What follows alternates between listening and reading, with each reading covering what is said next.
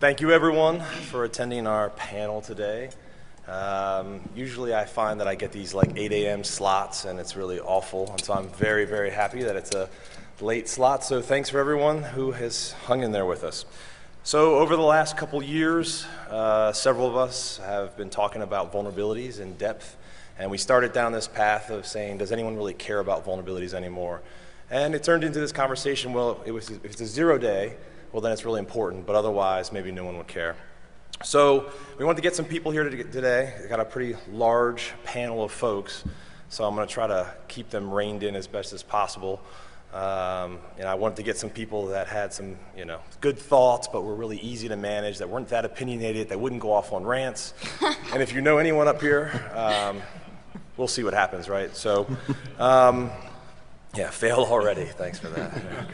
So anyways, hopefully this will be a good panel for you. I know a lot of times panels can be a real pain, but we're going to try to make this interactive. Some good topics that maybe aren't discussed as they should be.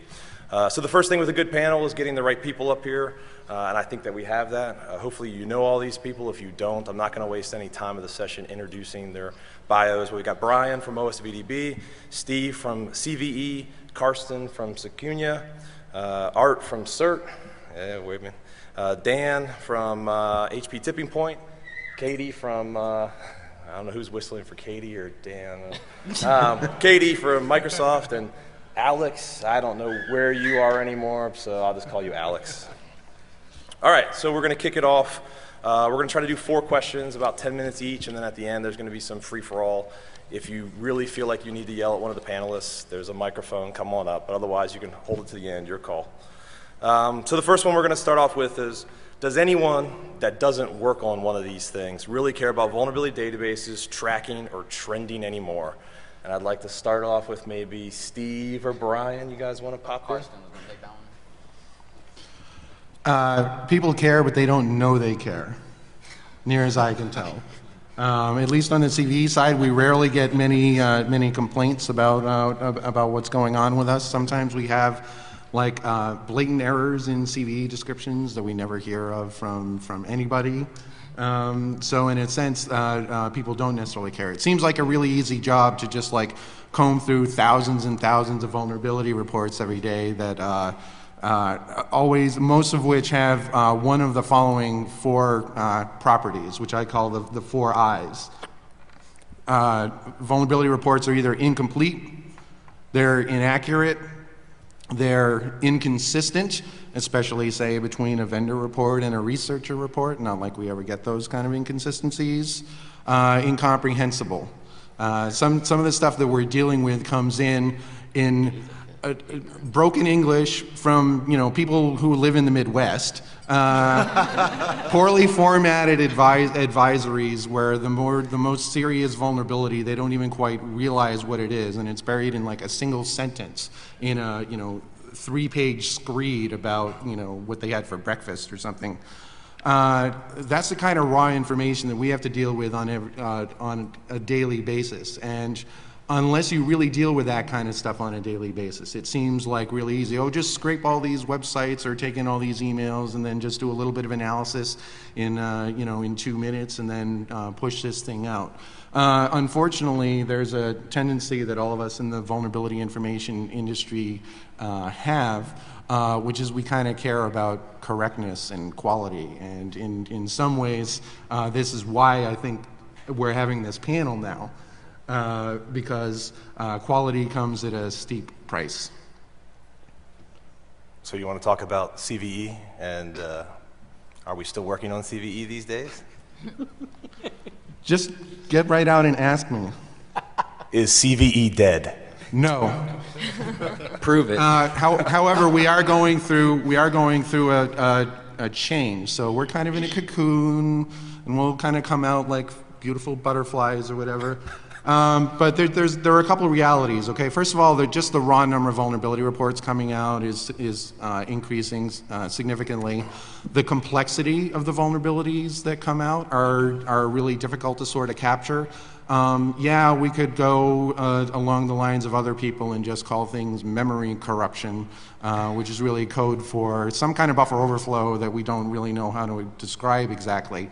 But at least on the CVE side, what we've been doing is caring a lot about the kind of the academic strength aesthetics of what are the real root causes lying underneath these vulnerabilities. So terms such as memory corruption, we actually try and dig a little bit deeper. What that means, though, is that there's a lot bigger analytical overhead in our pursuit of correctness. And those of you who follow CVE on a regular basis, you may see increasing levels of precision, increasing levels of correctness, but it's come at a pretty high price. One of which is the entry to have people on our team gets a little bit high in terms of the technical skills that are required. And then the other price as well, though, is that we're at a constant level of funding, and the numbers of vulnerabilities are getting reported are, more vulnerabilities and more complex vulnerabilities. Something's got to give, and in this case, recently, what's been giving is the actual number of CVEs that we've been publishing. But this year, especially, we're working a lot on modifying our processes to change that ultimately.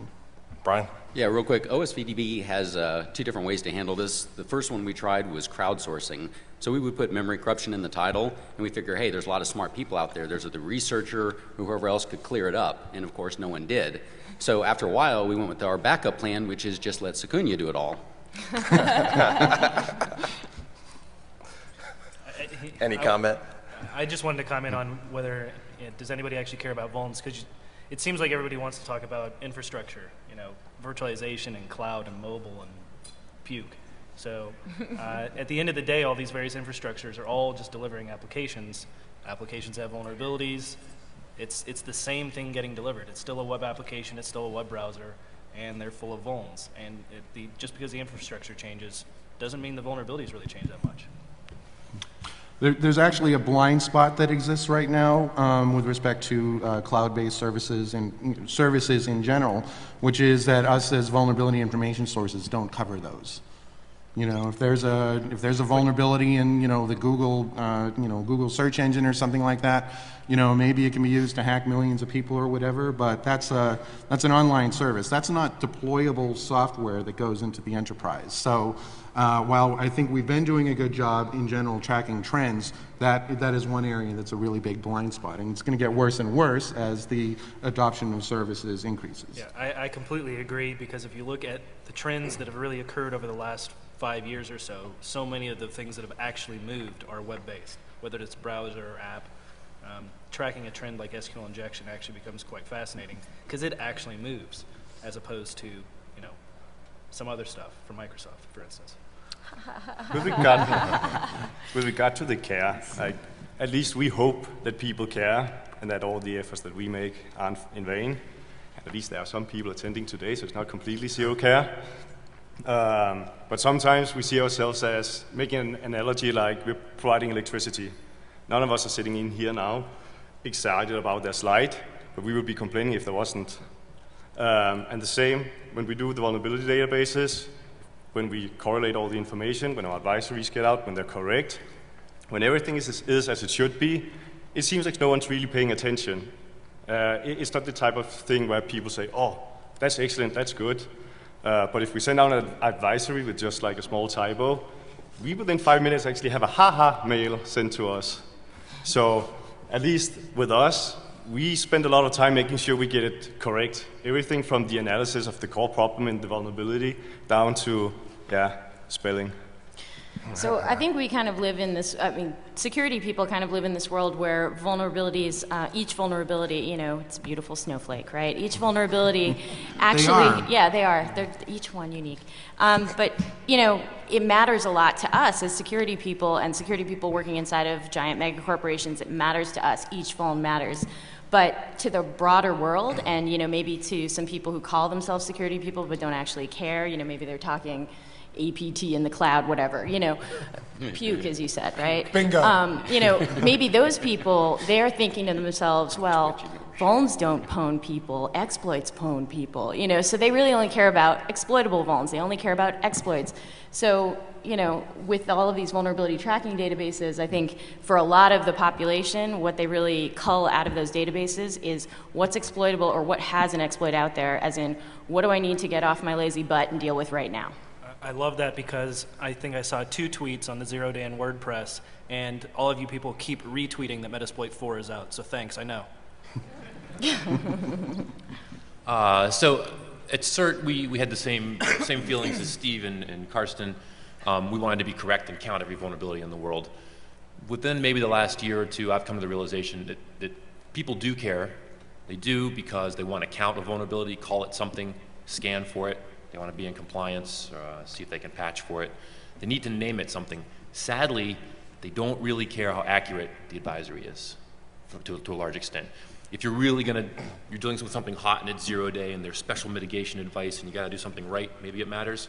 But I think the big need is just having a label on the thing and being able to talk about that, and it's the same label so that when we're all talking, you don't have to have 8 different IDs. You got one ID that rules them all, which is probably should be CVE. The places where accuracy has come into play, at least what I've seen at CVE, are, all this root cause analysis I think is kind of cool, and I've had kind of a mindset of, well, this may help influence how people think about vulnerabilities as these darling precious snowflakes that each and every one of them is.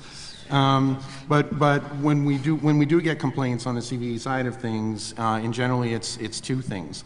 Either the affected versions of the software we might be a little imprecise about, and then characterizations of the severity of the issue, ultimately the CVSS score. And that kind of makes sense, right? Because that's ultimately what people seem to care about. It's what is going to be the impact to my enterprise. I don't care if this is some brand new, really, really cool attack that deserves a pony. Is it going to hurt me or not? This thing is a 9.8. I have to do something. Yeah. There's a lot of that mindset in the enterprise user sort of community. So, can anyone up here, does anyone know how many public vulnerabilities were disclosed in any given year? I think OSVDB might be the closest these days. Well, if you're talking about just the overall numbers, one of the reasons that we say that we have an accurate number is because we're the only ones that abstract to the level we do, where every single specific vulnerability in every script gets its own ID. And everyone else across the board, CVE, Secunia, everyone says, no, we're going to lump them together. And yeah, that kind of moves into some of the stats. Them's stuff. fighting words. Yeah. There are lots of different ways of counting vulnerabilities. I'm not going to dispute that you guys have a lot better coverage than any of the other sources up here, because you guys really try and track everything, and you guys put in really long hours into it. Also, your analytical overhead in general is very minimal. Your work goes into, let's compose a title, and you have fairly simple ways of breaking things down that get a little bit more complex, at least for CVE. When we're dealing with, for example, shared code bases and we're looking at 2 different bugs, we may intentionally combine them. In other cases, we kind of have to look a little bit deeper to figure out if we need to split them or not. Because in some cases, if we have 2 CVEs that are out there that are duplicates, that's kind of okay. But if we have one, I hate duplicates, by the way, don't get me wrong, but if we have one CVE out there that kind of combines multiple issues inadvertently, then the utility of the CVE goes down if vendors are only fixing one part of it and not the other part. So that said, the way that you guys have structured things, I think, is really good, because you can be the closest to counting the total number of vulnerabilities that are disclosed using the way that you count things. Well, on that note, let's move to the next one, which talks about the getting trends and the started. metrics. This is just a natural flow, and plus, To answer So your what are question, the though, vulnerability trends? It was average 8,000 a year. Well, Yeah, 8,000. and my point being, who cares if we can't even put a measurement on the number or how bad are vulnerabilities? I mean, we're just making stuff up, which I'm going to cover that. Okay, all right. Is that the next question? Yeah. So what are some trends and vulnerabilities, disclosures, types, volume that we're seeing, and then are these security metrics even worth a damn? So what if you count this many? What does that really mean? So the first question is, who out there thinks that vulnerability statistics are helpful and useful, and you actually do currently use them in any capacity? Anyone? That's a lot of people I'm sorry. that are wrong. I mean, you are absolutely Does this wrong. slide help you? I can't see this. Yeah, we can't see this line. Oh yeah, my panel doesn't know the slide. It's the vulnerability counts from OSVDB. Okay, so one of the things I wanted to bring up about vulnerability stats, just as a quick idea, there were 8,337 vulnerabilities in 2010. Does that sound like a useful statistic? Only compared year over year. It's over time that I think it does become useful. Okay, well, I mean, like the media will call up and ask us, how many vulns were there last year? As if they knew what was the previous year. Right, well, they will get to that, and I will too. So, I have to footnote, well, that's according to OSVDB. What about other VDBs? Well, there were 3,648 according to Secunia. Well, wait, why the discrepancy?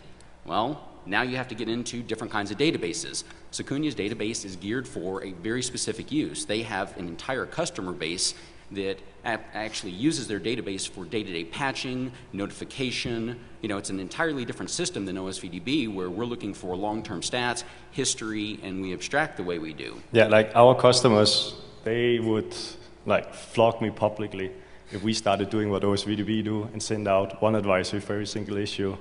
What they care about and how people, like the idea of how to use our database is how many actions do I have to take. So if there are 10 vulnerabilities being fixed by one patch, then they just want one advisory listing the 10 vulnerabilities and the patch. They want to know which product is affected, how many vulnerabilities, how critical are they, how do I fix it.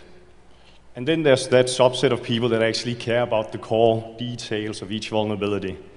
But they just want to know, how do we fix it? So they don't want to have 10 advisories that tell them to install the same patch.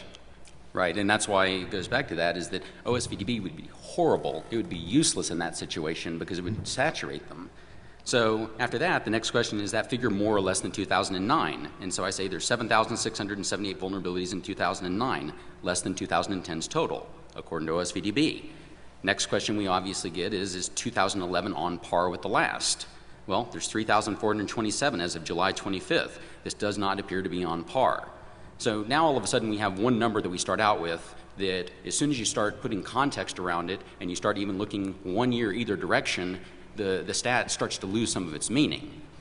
There's also an assumption in those stats that your analytical capabilities are keeping on par with the publication sources that you're monitoring. So for example, a couple of years ago, I think, you guys started scraping almost the bottom of the barrel looking on various sites that no one else was looking at. And that affected your numbers for that year and then the year future. For us on CVE, people do a lot of CVE-based analysis, counting the number of vulnerabilities, without recognizing that we don't have the complete coverage that we used to have due to some of the factors that I talked about earlier. Not to be a pedantic ass, but the stats don't lose the meaning. Stats are just numbers. What loses meaning, your problem with meaning is the model. You're inferring meaning in what you're doing there. Okay, so it's not the numbers, it's your quest for knowledge out of the numbers. Right, well, it's interpretation of that, and that's why I say it's all about context. Right, exactly. And I think that's what I was just going to say, Dan Guido's been pointing out lately, of course, which vulnerabilities do you actually need to worry about. I think where the context and the numbers actually mean something is when you then pair them with attack data. And then you can see, are the trends similar, completely different? ActiveX disclosure is going nuts, and everybody's getting owned with ActiveX. Same thing with SQL injection, but not the same thing with pick whatever vulnerability type, So that's where I think you get more of a whole picture. Because people actually want to know, how am I getting owned? I don't care if there's a vulnerability out there that attackers don't use. Yeah, in a sense, it's too bad that the media can't ask you smart questions. But that doesn't make the numbers any less useless. Well, the funny part is that they ask these questions. They're like, is there anything else you want to contribute to this? And, next morning they wake up and they have a 17-page mail from me explaining all this. And they're like, okay, thanks for your time. The hell if they're going to write about any of this. You got to write smaller messages. So this is the case of looking for it's the case of looking for the keys under the street light instead of where you think you kind of dropped them. Right. This is the only data that's out there, so people are looking for it. So real quick, to jump back to my example, if 2011 isn't on par with 2010, the question is why? And, so all of us, we know some of the reasons. There's trends. Look at phases like cross-site scripting, SQLI. There's certain years where people jumped on the bandwagon. There was the DLL injection on Windows platform where everyone was finding software that did that. you know, A low-hanging couple of years ago with all the image ones. Image and ones, then yeah. the zip ones. So that's low-hanging fruit that'll swing the totals. There's change in desires to disclose. You know, a while back, everyone's like, well, shit, if I release an advisory, that becomes free advertising for my company. And eventually these companies realize, wait, we're not getting business. And then researchers are like, oh, ZDI, they'll give me all kinds of cash and hookers and blow for this, you know? So all of a sudden, they have a very different desire to disclose in the way they do it. There's the vulns we know about, the time we had to dig into it, like Steve said. There was a few years where I was a consultant and, you know, I didn't work a whole lot, enough to live, and I spent all my other time on OSVDB. And those years, our numbers jumped dramatically because I was scraping change logs. I would go through like the Apache bug tracker, and if you've ever been in that thing with all of their projects, it's crazy. And yeah, I was the dumbass that actually went and said, okay, I'm going to search for the word security and start reading every goddamn ticket Apache's ever written with the word security in it, pull out every denial of service, every stupid little vuln, every race condition, local permission error, you name it, and we put it in our database. You still have to make a guess, right? Because half the time it's like 6 words, you know. Right. Some of them fixed were permission problem. What does that mean? Does that imply security issues or usability issues? Yeah, so not only did we have to write the entry, then it was a tech note disclaimer. It says, due to the vague wording of this, we're not sure if it's a security issue. You know, you add this up, and yeah, all of a sudden the numbers jump. So then we get to what I call the security metrics factor. Who in here reads the security metrics mail list? Anyone? Alice. Yeah, okay, What's that? stay the hell off of it. That is the biggest waste of time of academic masturbation you will ever see. As soon as you get close to a real statistic, these asshats like Fred Cohen jump in. What's a vulnerability? What do you mean? We have to define vulnerability now? So he does. He'll go down this path that, well, you don't know what a vulnerability is. And I say, well, I've got an idea what one is. And then he says, well, there's an infinite amount of vulnerabilities. These stats don't mean anything. I said, well, it's not infinite. And I gave him an example. I was like, I have a 10-line program. There is a finite amount of vulnerabilities in this. He says, no, there's an infinite amount. I was like, 10 lines. It's not infinite, dude. Trust me on that. You know, and so he will sit there and argue, and this is just one example, you know, and one way or another, they will figure out a way to make all the stats useless, and you're wondering kind of, what's the purpose of this list again? You know, is it to get metrics, or is it just to kind of like, you know, have a civilized flame war? So, long story short, you know, we take all these factors in, and we come to the conclusion of what I think Jack Daniels said, that original stat I gave you is about as meaningful as my cat weighs 134 miles per hour. You know, without context, these stats mean nothing. Metrics aren't very helpful. I mean, how many of you, like you said, how many of you really care that there was 8,000 and some vulnerabilities last year? You don't. Come on, Alex. This is a perfect time for you. All that software? No one. There's I'm also sorry, the rot factor. Again, I don't understand, Brian, why you're getting spun up, because the numbers are just the numbers. What you're really bitching about is the fact that you don't have a model, right? So propose a model. And then I'll show you 5 asshats that'll tear it down for stupid reasons and a bunch of panelists that'll tear it down for good reasons.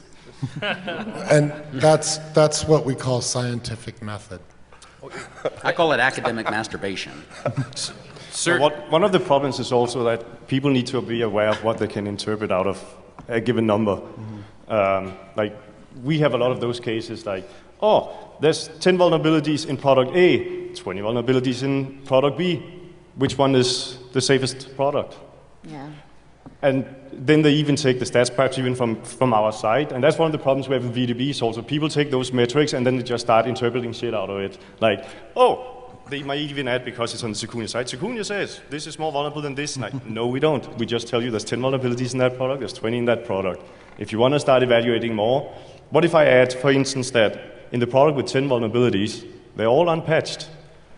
The product with 20 vulnerabilities, they were all patched within a week. So if we factor in time to patch, which one is then the safest product?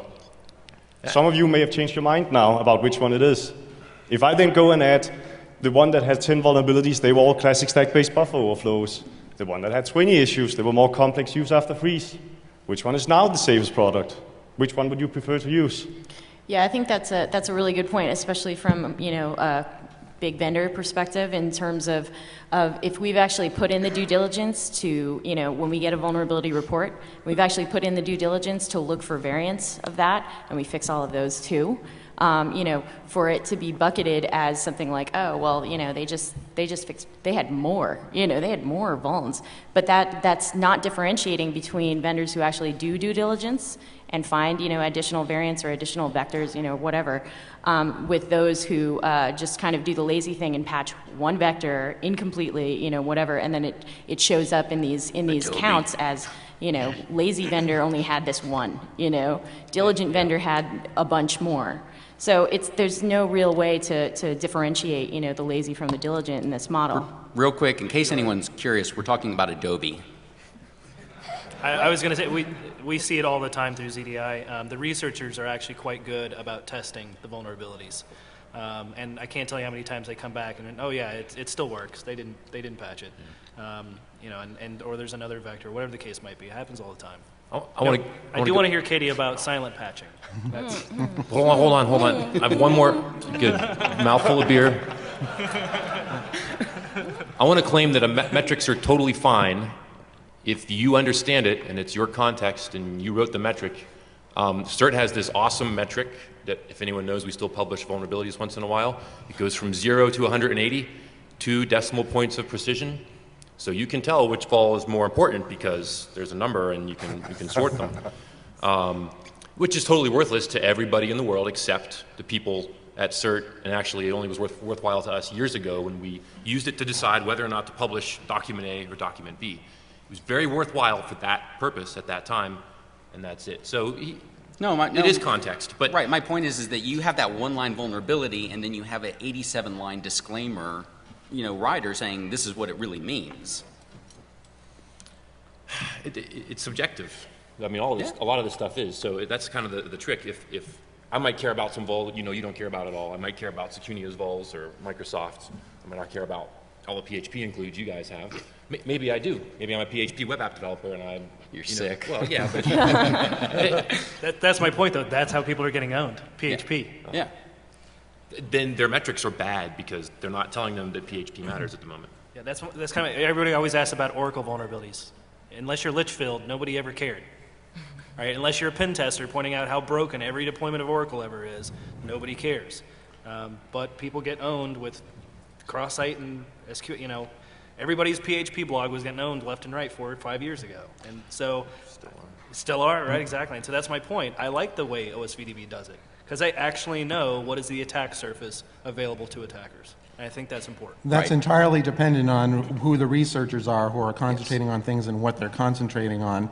If those of us who've been in this industry since about 2005 or something like that, remember a Latvian teenager, age 14 or 15, who basically decided to spend 10 minutes testing all the software that he could download and came up with 800 vulnerabilities within the course of like 6 weeks or something like that.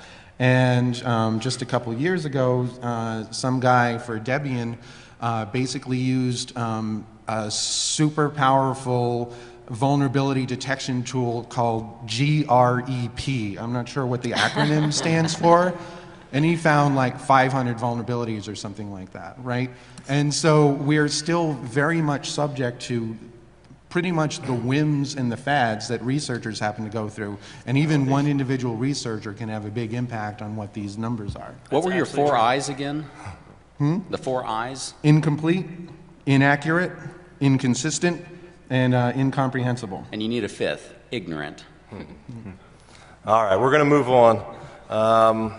What are your thoughts of the value of vulnerabilities? Bug bounty programs, vulnerability buying and selling, impact on disclosure, and we're going to give it over to Katie, and you can give your little spiel, and we'll see what Dan has to say. Then I have a question for Katie. Oh, good. Go back to silent patching. I believe the moderator has asked me a question. So the question about bug bounties and that type of thing. So I don't know, how many of you guys saw or heard about, you know, the talk that I gave a couple days ago at Black Hat? Okay. All right. Well, I'll fill you in as I go. So I think that a lot of security researchers, you know, have varying motivations for what they do. You know, it's not all money.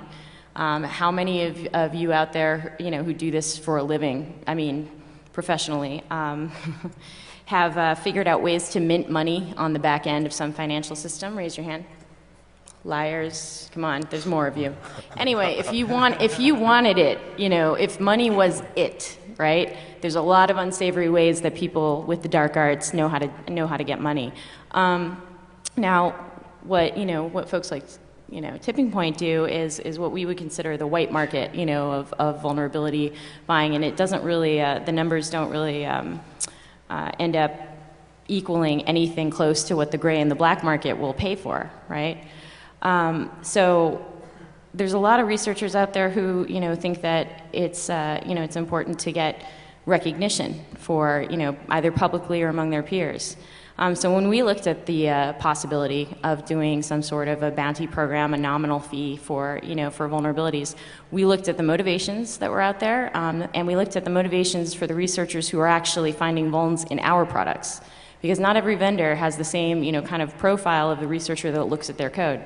We're a pretty popular target for research, right? Partner, right? But we're a pretty popular target for research. Other vendors might have different behaviors and different main motivators for, the researchers who look at their products. So we looked at what researchers do with our, why they do what they do with ours. And what we found was this past year, we've had about 80% of our vulnerabilities, that were disclosed at all, were actually privately reported to us. So 80% were privately reported, gave us time to fix the issues, and the other 20% were dropped to 0 day. Now, in that 80%, considering there are programs like, Dan's over at ZDI that would offer, a comparable price to a bug bounty, like should we had decided to do so. In that 80%, 90% of those reports actually came directly to us.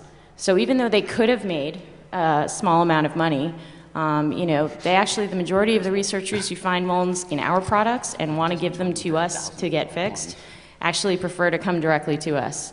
So that's what we found when we took a look at that data. Now, we absolutely, are fine with the researchers' abilities to make money doing their vulnerability research. And I think there's some great programs like ZDI that are out there that, we love. We actually talk about quality of reports. Actually, the quality of reports that come from these guys is really, really good. So thank you, Kate. Yeah, no problem. But, thank you. So that's but hold on.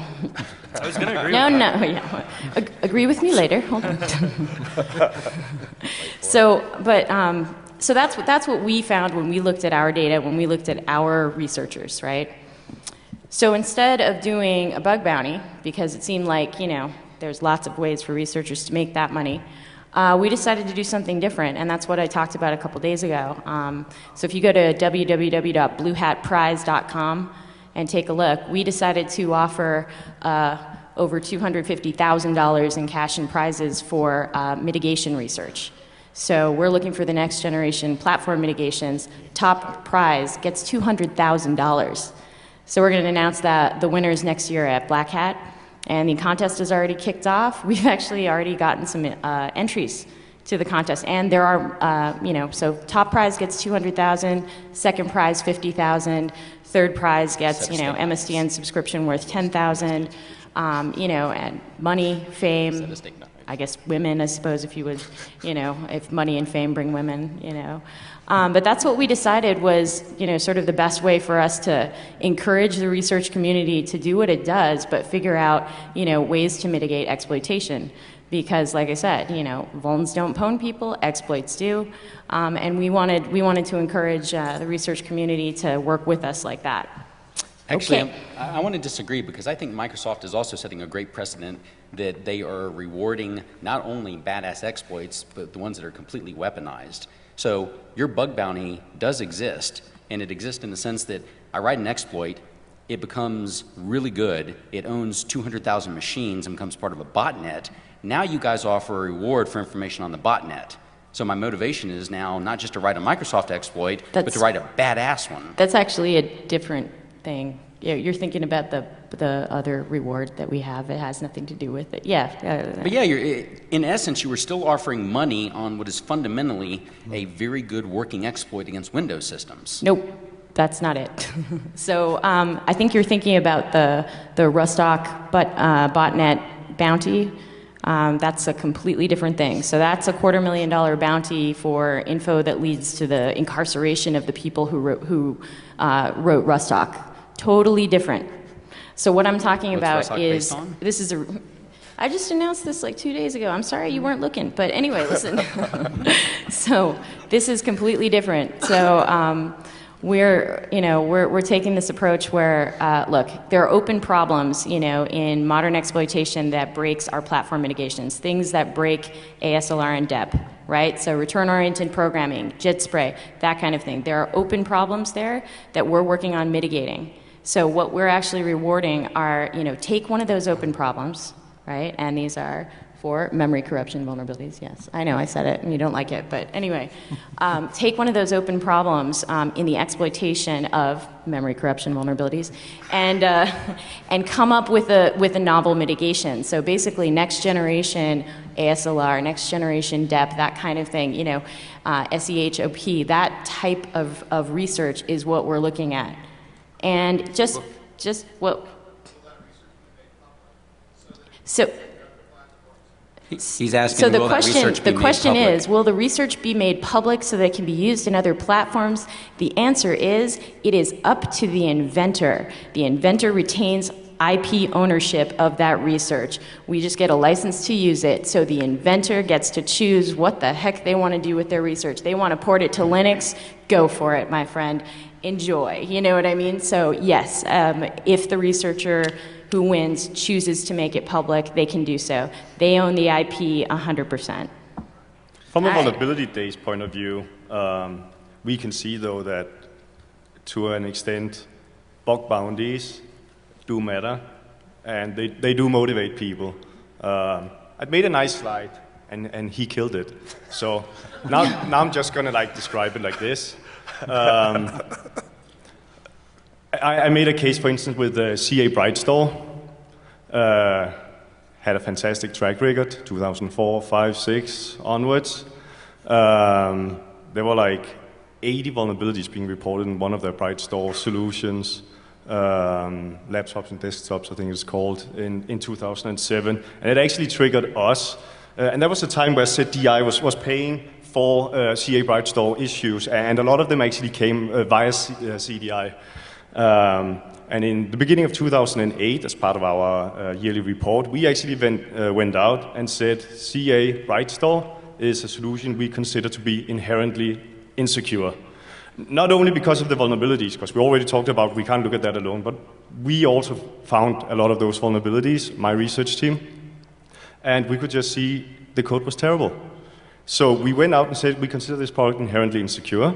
A while later, CDI came up, backed it up, and also stated that they would no longer pay for vulnerabilities in Brightstore. After that, how many vulnerabilities have been reported? So either they magically suddenly just upped the quality of their product, or people just stopped giving a damn and found other places. And I think Adobe Shockwave is an interesting one, because that has certainly received a lot of attention lately also. And if I understand correctly, you don't pay for Shockwave anymore either. Well, we had a presentation at CanSec West where we showed everybody how broken it was, and so after that, yeah. So, and I was also finding a lot of those Shockwave issues, and they have some problems in some of their components. So, and it's quite realistic to also expect that since CDI won't pay for Shockwave vulnerabilities anymore, that we will likely see a drop in it, because then people will find another target where they can get money. So to a certain extent, it definitely does motivate people in choosing which target they want to go for. And this is one of the kind of metrics that's much more informative about the relative security of a software package than counting the raw number of vulnerabilities that have been disclosed. I can make this quite short. I even questioned ZDI when it came out. If you go back to 2005, this room probably would have looked a lot different. The whole industry was different. The number of reverse engineers and researchers on the planet was far fewer.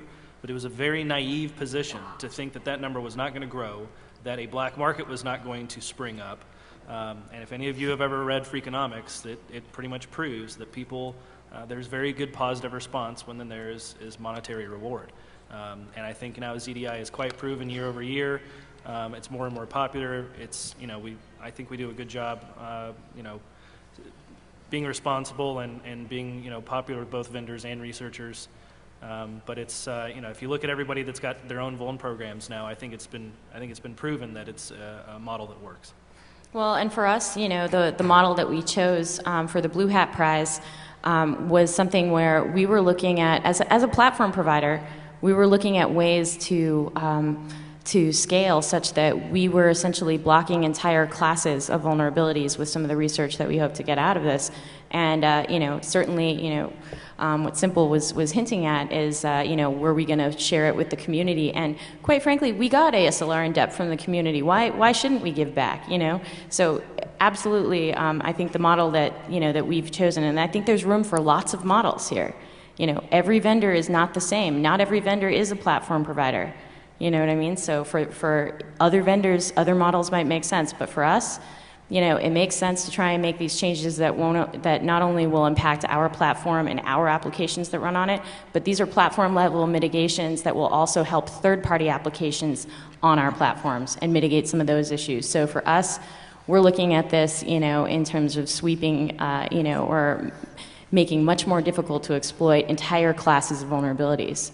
And I think this is a reflection of a growing trend in the area to move a bit more towards not only defense, like you're talking about with the Blue Hat Prize, but also prevention in the first place, right? There are entire classes of vulnerabilities. We know about these. In the common weakness enumeration, we document them, but we still have like 800 different CWE IDs, maybe 20 different ones for stuff that are related to buffer and memory corruption errors. I said it myself, sorry. I want to get on to the next question. Come on. This is a good one. I want you guys to talk about being the people that track and deal with researchers as well as vendors. Name names. Tell us who they are. How do you really feel about working with certain researchers and vendors? And I know you guys are you're not going to be shy about this, so who wants to talk about the research quality and vendor response? Okay, Ryan, so should you go first or last on this? yeah, so I've had a few problems with researchers, and I think I'm the only one out of any of us up here that will actually reply to bug track and full disclosure and call them out on it.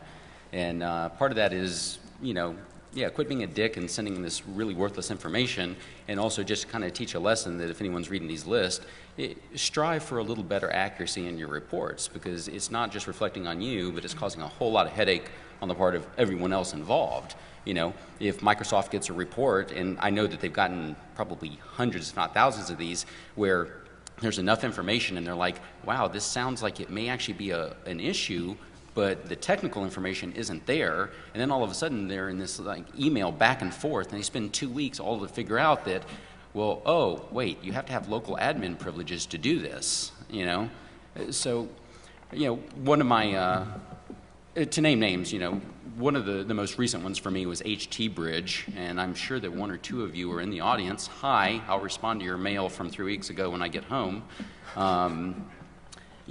They started releasing advisories, and it's obvious they're using them as a way to promote their company. And there's all kinds of really crappy stuff that they're releasing because they're going after beta products, they're going after real low-hanging fruit. They'll find... Yeah, well, no, not only that, but they'll find like, oh, here's 2 cross-site scripting and 2 different advisories. Oh, and we forgot, or not forgot, we just kind of missed the remote code execution, and the serious bugs in it. And I don't know how many cross-site scripting issues I've seen reported that are error messages that clearly indicate RFI or SQL injection, yeah. And they're missing these left and right, and you're looking at it like, if you guys would actually spend some time on this, you would find some really neat stuff, and you're not. And then they also have this habit of, as an example, it's like, well, we're going to contact the vendor and we're going to give them 2 weeks. And the fact that we typoed on the email and the vendor never got it, doesn't much matter. We're going to go ahead and release in 2 weeks anyway. Bottom line is if you're discovering cross-site vulns, nobody thinks you're cool. Yeah. Yeah. Cross-site scripting is really old. It's really kind of lame, and it's one of those that... Ask John Oberheide. Yeah, well, if you're going to do cross-site scripting, just wait every 30 days and do one post with like all 750 of them. Okay, so if you can own a mobile phone to own, then your cross-site is worth a crap. Otherwise, disclose it to the vendor or the website or wherever the hell, ask for some swag and be done with it.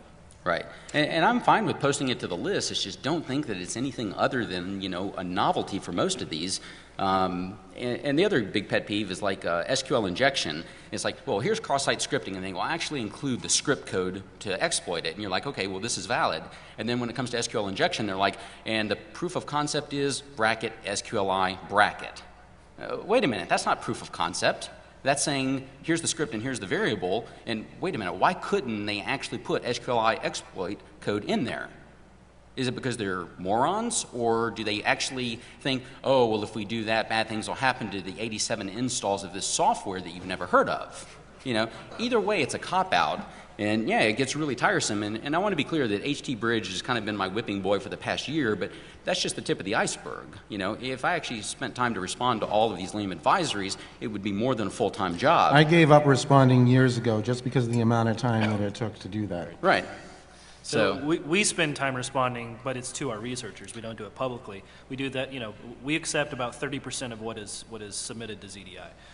A lot of that is vulnerabilities that we're not necessarily interested in. A lot of that is crappy submissions, and we want to work with the community, and we've, you know, seen researchers come up through the years to make those submissions better. That's obviously in our best interest. But to call someone out, I will call someone out, and then I will also give them kudos. If any of you were aware of the policy change, the only policy change we've ever had with ZDI, we now enforce a 6-month deadline. Because there were some vendors that were kind of sitting on their hands and HP. And that's absolutely Sorry. correct. Yeah, and so you know, that's it's actually been phenomenal for HP because everyone decided, you know what, we're one of the culprits and we want to do this better. One of the other culprits was real networks. If you go back to last year and you see how many real network vulnerability advisories we disclosed, there were a lot. And they took that policy change very seriously, and look at how much better their software is. So yes, they were bad, but now they're good. So that's positive. We generally experience that, like in the past 10 years I've been involved with VDB. I actually overall think that researchers are getting better. They are getting better at providing the details we need. Don't get me wrong, we're still killing about 25% of what is posted on the lists. But the level of quality seems to be improving. Now Katie has been baiting Steve and I for a while, so let's go back to the memory corruption issue. That is one trend that so is going the wrong way. More and more people are using the term memory corruption. Seriously, if you're a researcher, then it's because you're damn lazy, or you just don't really know what it is. There are a couple of valid cases where it's perfectly fine to call it memory corruption, but it's been like a thing covering everything from a stack-based buffer overflow to a use after free. And hell, we've even sometimes seen it. It's actually just missing exception handling that just results in an application terminating. So it seems like being the standard thing. Oh, I ran a fuzzer, something crashed. I don't really know what it is. Memory corruption, done, sent. That's the kind of stuff that and when we we offer. see the same from vendors also. And it's like, come on. I mean, the vendor should hopefully know what the core problem is. Please tell us, is it a stack-based buffer overflow? Is it an integer overflow? Is it a use after free? What is it? Like, don't tell us it's a memory corruption. So I'll also chime in because, you know, I mean, obviously I'm here representing Microsoft, a vendor, but Microsoft also, you know, we actually do vulnerability research on third-party products. I founded Microsoft Vulnerability Research in 2008 to do this. So we started releasing advisories on third-party products for vulnerabilities we found and work with the vendors to get fixed. So we see it from both sides too. You know, we are both the researcher and the vendor, and sometimes the coordinator will also, MSVR will step in and coordinate multi-vendor, super nasty apocalypse kind of issues, right? And we'll try and do our best to coordinate there. So we feel the pain from all three roles in disclosure a lot of the time. And yes, some of the researchers that we deal with are much more able to articulate their issue than others. You know, but actually we have seen that same trend where they do actually get better over time. Art, do you see that on the cert side? We stopped paying careful attention. We stopped counting vulnerabilities. We get maybe 30 direct reports, about 30 a month, so maybe one a day, and we don't run with all of them, but probably half or more of those we go with. The only thing that really really bugs us is that we get the researcher who looking for some extra fame, and their company's not famous enough yet, but maybe if CERT has an advisory, that'll help. So they'll be on us to make sure we publish something that has their name in there. Hasn't happened a lot in the past couple years, but that used to really annoy me. But do you think that the quality of the incoming reports to you has improved? No, it's all over the place. There No, are great it's- ones, and there are horrible ones, and I can't measure enough to really say there's a trend either direction, but my gut feeling is it's about the same. That's about all. And we actually see something really interesting too, in that a lot of researchers are they only come to us with one vulnerability ever, and they got lucky maybe, or they didn't like doing vulnerability research anymore. I mean, you don't actually. We don't really know what it is that made them come to us just one time and then disappear. I think a lot of times it's pen testing. Yeah, Same thing. Or accidental discovery. I mean, you Right. see something Yeah. crash, you bother checking it. Yeah. I think a lot of researchers don't look for variants either. I mean, Right. that was a major pain when PHP application vulnerabilities first started happening.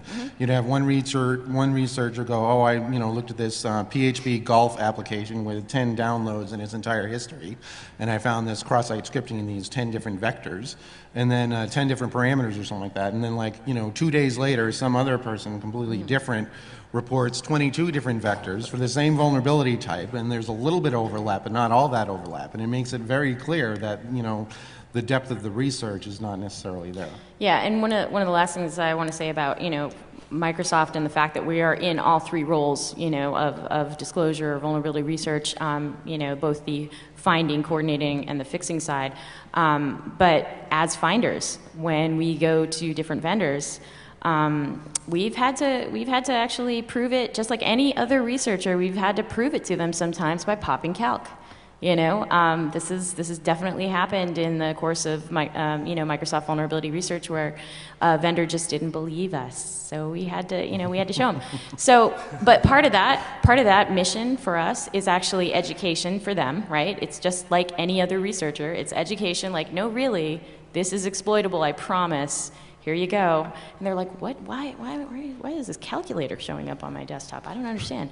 And then we use that as a way to start a conversation with them about secure development, because we're saying to them, look, we've taken our lumps over the years, we've learned our lessons in the following areas, and we'd like to help you because you run on our platform. We'd like to help you get better because that makes our platform more secure. So we start talking to them about ways that they can catch these vulnerabilities earlier in the code. But it's an educational process, just like any other researcher who comes to a vendor and says, hey, your fly's down, you might want to pull that up. We not only say that, but we also definitely try to make it so that they don't keep making the same mistakes over and over again. All right, so we're starting to get the hand signals, but I wanted to ask you guys... One last thing real quick. Real quick? Yeah, just as a heads up, there are multiple vulnerability databases that do this. The data is not public. When OSVDB has a data set, we will make it public. But one of the things that it's been fun tracking is what we call researcher confidence, and OSVDB is actually going to eventually track vendor confidence as well. So researcher finds 50 vulnerabilities over the year, and let's say 45 are accurate. Well, that starts to give us a percentage, of success rate in finding a vulnerability. And at least one of the VDBs represented here, and it's not OSVDB, tracks it even beyond that. And when you start to look at these statistics, Steve, Chris, and I, we're looking at the data, and we're like, oh, yep, we know this guy, yep, that's accurate. And, some of these, it's amazing that some of these researchers that are well known and liked all of a sudden have a 60 or 70% success rate. How many of you know that someone has a 30 or 40% failure rate on reporting a vulnerability that is not accurate, can't be reproduced, or something else about it is wrong? So down the road, look forward to that, because I think it'll be very telling, not only what we deal with, but a lot of the big names that you guys recognize. It becomes neat. All right, so we're going to be going to the next room here. He's telling me no, but I want one comment from Alex and maybe Art on what do you think about CVSS that leads us into our room? Two things that are wonderful about CVSS. All right, so I'll back up. My problem with CVSS is this: it's a attempt at formalization of something that doesn't exist. I like the ratings. There's nothing wrong with weighting and scoring and trying to figure out how smart something is. But when you start multiplying ordinal values together, you break the fundamental way that the universe works. You just can't do that. And you end up with, jet engine times peanut butter equals shiny. And you're telling me that the result is shiny. The second problem with it is decimals aren't magic. They're not unicorn poop. You can't just add them willy-nilly and suddenly it's a ratio scale. It doesn't work that way. So the problem is that it may be right where you have a 15.4 is actually more severe than a 13.2, but when it is wrong because you're doing the wrong things with math, it will be really wrong potentially, and that's dangerous. I like it. I wish they just wouldn't multiply things. Just give me a frickin' baseball card scorecard like thing and let me look at it, because I can look at that and digest it myself. So there are two answers. I have two answers to that. One of them is that there's. Fuck and you. No, that was last night. I haven't had enough to drink tonight. That's why I'm hoarse. CVSS version 3. There are some rumblings within the special interest group about thinking about that. So for those of you who are stuck with CVSS version 2, with its warts and all, if you have any concerns, you can bring it up to me, or I'll name Katie as well, or Art, because we're all one way or another kind of at least indirectly involved on the SIG. The other thing is to address at least some of the limitations, some of which you've alluded to, Alex. There's this thing called the common weakness scoring system, which isn't at the vulnerabilities. It's at the, when you find a weakness, indication of the potential for a vulnerability. It still has multiplying ordinal values by ordinal values, but it has built into it continuous values as well for those people who are sort of the expert users. I think we need to recognize that most people who are using CVSS, right, they need a score. One way or another, all they care about is the score. They don't necessarily care about a lot of the fancy math behind it. So my hope is that for CWSS, some of our lessons learned can feed into the future CVSS. All right. With that, thanks for your time. Appreciate it. We'll be around. Find us for beverages, and thanks again. Good job, everyone.